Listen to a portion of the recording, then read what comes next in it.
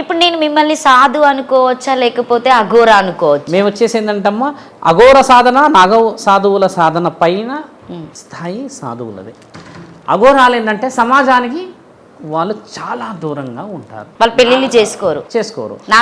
నాగసాధువులు జీవితం మొత్తం చిన్నప్పటి నుంచి వారు అహర్నిశలు కేవలం దేశం కోసం ఉంటారు. అఘోరాలు నాగసాధువులంతా కారణం చేత పుట్టి కారణం చేత పరమాత్ముడి యొక్క ఆజ్ఞని పాటిస్తూ మన భూమండలంలో జరిగిన గుడిలు ధ్వంసం కావడం, విగ్రహాలను ఎత్తుకపోవడం, వజ్రాలు వైడూర్యాలు ఎత్తుకపోవడం, ఆడపిల్లల్ని అపహరించుకొని పోవడం లాంటి విషయాలను కాపాడిన వాళ్ళు వీళ్ళంతా అఘోరాలు. పెద్దగా భారెడు త్రిశూలం ఉంటుంది వాళ్ళ చేతిలో. ఒకసారి ఒక పోటు వేశారంటే గొంతులో తల బయటకు వచ్చేయడం అంతేగా. అలాంటి పోటు వేసే మునగాళ్ళు ఉన్నారు ఈ అఘోరాలలో. వీళ్ళందరూ గత 100 సంవత్సరాల నుంచి మౌనంగా ఉన్నారు. ఎందుకంటే అమ్మ, ఇప్పుడు సొసైటీ కొంచెం డెవలప్మెంట్ బాగా జరిగింది. ప్రొటెక్షన్స్ వచ్చాయి, పోలీసు, డిఫెన్సెస్, ఆర్మీ అని ఏదన్నా డిపార్ట్మెంట్స్ అయితే వచ్చాయి. ఈ విధమైన ధర్మరక్షణలో వాళ్ళు వెనక్కి జరిగారు.